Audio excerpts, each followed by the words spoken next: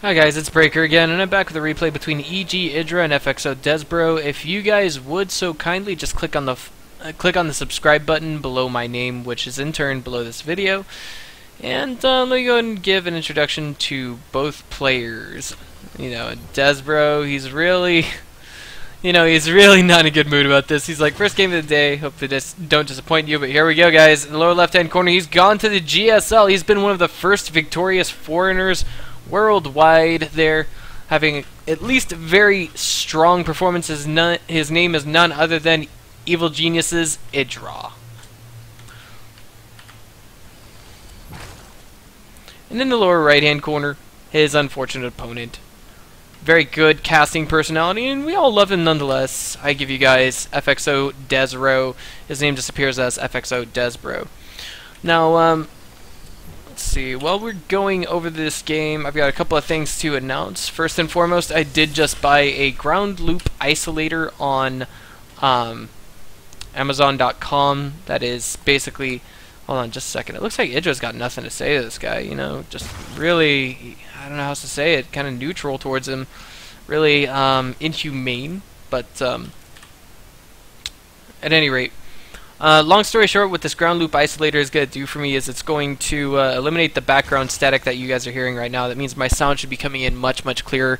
For those of you who wear headphones all the time when you are listening or gaming, listening to music and gaming at the same time, who knows, then it'll basically, you know, it just means that the sound quality is going to come in much, much smoother from my microphone, hopefully. But yeah, I've also tried doing some new things with my casting, trying to give some video intros with it. You guys will see it with the video that was uploaded either before or after this one. It should be a TVT between a Mouse member and I'm trying to think. I forget the other guy's name, but he was also a GM level Terran, and my god, you know, EGIdRA, he's getting super annoyed right now. That probe, I wonder if there's going to be a pylon. Looks like not. The probes just kind of move out there. And the question is, what are we going to see from EGIdRA on 2 base thus far? Not going for gas just yet. Nothing particularly alarming for our Protoss protagonist at this stage.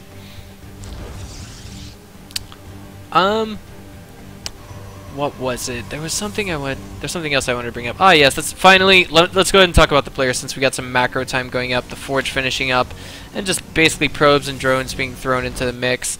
EGIdRA has had exceptionally strong performance throughout his entire pro gaming career. I believe it all started with Brood War. He was one of the first foreigners to actually go to Korea and compete with them on their own turf. He had strong performance. I heard he played Protoss in Brood War, but I believe he was Terran. Yes, I'm going with my own gut on that. He has taken a third at a rather timely timing. It looks like it was about 3 minutes 50 seconds it went down. But anywho,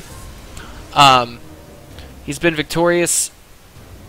He's had, I think, his first major North American StarCraft 2 victory outside of beta would have to be, I think it was IPL Season 4.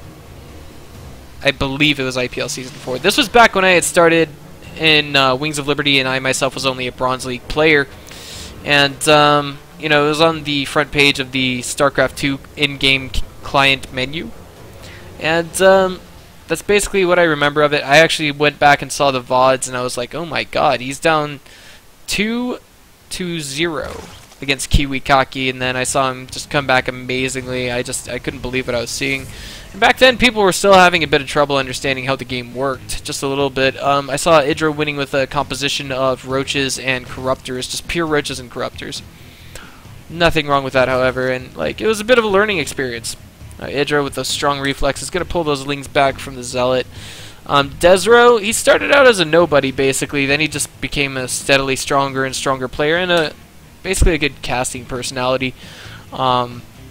Nothing wrong with that, of course, not at all. He has a very strong understanding of the game, PvZ-wise, PvT-wise, PvP-wise. You know, there's just no getting around that. He did stay at the same house as Maximus Black for a while, and basically helped Maximus Black get into Masters League. And I'm not entirely sure if Maximus Black ever got into Grandmasters League, but of course, you know, we'll just leave that to, what's the word I'm looking for? Leave that to... What's the word I'm looking for? Speculation. Yes, there we go. Casting, not the easiest job in the world, guys. You actually have to remember words. And it looks like we got some Zealots coming up here and a Mothership Core trying to do some hurt on EGIdrA. And it's just not going to work because EGIdRA's getting a full surround there. But, of course, those lings are not enough. Looks like EGIdrA is opting to defend his third. Definitely a good choice. Going with a, you know, you basically went with a classic-ish Wings of Liberty style opener, if you will. The Ling's coming down, kind of trying to focus down the Stalker, and that's some excellent micro we see from him. You know, I mean, I think he's doing a little much by pulling 2 queens off the line, but by doing this, he basically ensures that the main army will not be getting away, or excuse me, not the main army, but this harassment force won't be getting away too terribly much. And the entire point of this early engagement was to get EGIdrA to spend his larva on Lings and drones. There we go. As you can see, behind all this, he's actually continuing to drone up. Very important that you do that. Do not overcommit. You know, WhirlWind, basically, he was trying to make EGIdrA waste larva. That's the entire point of it. We have a Robo Bay coming out for WhirlWind. I was about to ask, is this Wings of Liberty? But then I saw the Mothership Core and I'm just like, no, no way. I mean, we are hearing some Wings of Liberty exclusive, classic-ish music. A few too many probes on the natural for WhirlWind. He's continuing to oversaturate, but of course behind that he took his third. And we have a hallucinated Phoenix. Do not mistake that for a real one, but it did get vision of the Overlord to the sentries down here. And now it looks like this Overlord's kind of struggling for its life. There we go. And meanwhile, we have this sacrificial Emo Lord coming in and spotting a Twilight Council from WhirlWind. Yes. Now do bear in mind also that you cannot click on a structure if you can see it through Fog of War. That means, like, right now for EGIdrA, he cannot click on this portal that he sees. So it's very important that you actually click on it when you are scouting. Make sure you know what your opponent is making. We'll start to learn that in about early-ish Diamond League. And it looks like EGIdRA's just continuing to kind of put on some pressure here with some Lings. Baneling Nest following up. And I'm a little curious. Yes, I was about to ask about the Spire. When will it be going down? Meanwhile, we do have Blink being researched and a Robotics Bay in production, so, I don't know, the Ling Bling Muta composition will basically only do EGIdRA some good for the next, I don't know, 3 minutes or so. It's like when the Colossi number really starts to grow that we're going to see EGIdRA in a lot of trouble. Meanwhile, he's taking a fourth behind this, and WhirlWind's just continuing to macro up. He pulled the probes off of his natural earlier, so now his third is actually slightly oversaturated. He's not going to go for a fourth too terribly soon. And EGIdRA keeping that Ling there patiently. And that is just a hallucinated Phoenix there, ladies and gentlemen. Do not be fooled. We do have an observer coming in here, and it's going to get some vision of what's happening here at the natural, what's going on here. And it looks like EGIdRA is going to put some pressure at the natural, maybe? No. But if he could catch these sentries and these zealots and these stalkers out in the open, it would be kind of big. But presently, we have basically the small 4 zealot force moving out for WhirlWind. And it looks like it's just going to take the long way around to get some harass done. Of course, the Xel'Naga Watchtower is in position of EGIdRA, and EGIdRA saw that, so he's basically going to shut that down relatively soon. He has lost more resources now, but all of that to this point has basically been Zerglings. And behind this, we have 3 Stargates coming out by WhirlWind, so wow. I actually thought... I don't know what to say to that. I really don't, guys. Anywho. EGIdRA making just enough Banelings here to, I think, kind of break down a wall off. I don't think he's going to try and overcommit to this. It's certainly enough to kill some probes.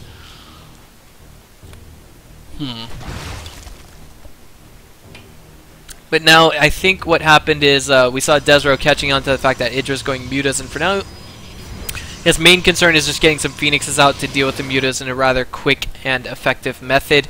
Meanwhile, the mutas are going to come in here, so he has a cannon down at the natural. So he's going to focus down that Mothership Core. Is he going to get it? Yes, he is! We do have just 5 Blink Stalkers here, and that's about it. They blink out, target 1 muted down. It does explode, and here we go. This is a full surround by the Lings!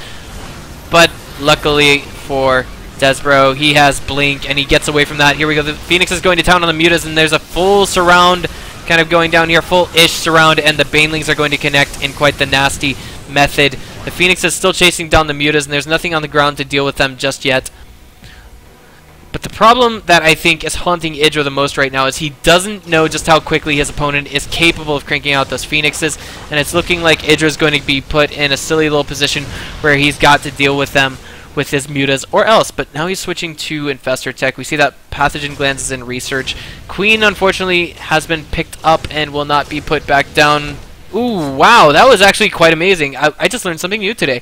The final volley of shots came out from those Phoenixes without killing the Queen because it got dropped very quickly. And here we go. Beautiful surround on everything here that we see from HoTS, from EGIdrA. Even the Colossi falls. Wow, and the Zealots and the Stalkers are basically all dead now. And basically groundbreaking all of these Lings. I do apologize for that, by the way. I didn't mean to do that. Groundbreaking those Lings would be ultimately cost effective. HoTS could have done it, but like he could have only killed maybe 9 of them, and like when you're killing 9 units that only cost 25 minerals apiece, it is not effective. That's all I've got to say. Especially when you could use those Phoenixes later on in the game to say lift up Infestors or other units, and now we have statics going down at every base for EGIdrA. It's just not enough quite yet. A few too many drones on the gas there, and it looks like EGIdrA is looking to pile on some classic Ling Bling Muta. Tragedy for HoTS, and it looks like EGIdrA is actually not looking to commit to that attack. Lots of Phoenixes here right now. I do want to point that out.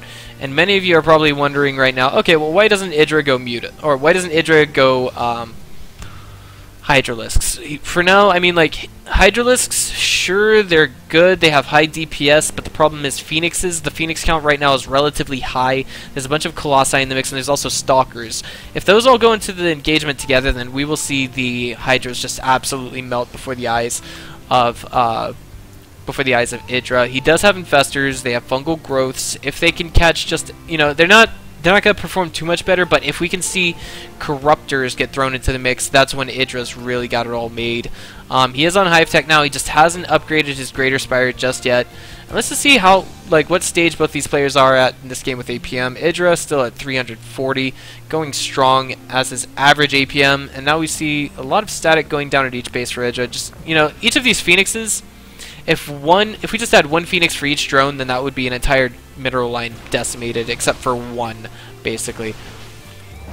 So here we go. EGIdRA's actually at lower supply right now. He's trying to wait for those Ultras to get out. I can see exactly what he's doing, and there it is, the pickup by all the Phoenixes. And now EGIdRA is in an extremely critically bad position. Aggressive blink forward by the Stalkers, and all of these Infestors get picked up. EGIdRA just leaves the game. You know what, guys? I've heard Mr. Bitter say this before, and I will say it again for him. EGIdRA's probably more pissed off than a midget with a yo-yo. Alright, I'll catch you guys later. See you next time. This has been Breaker.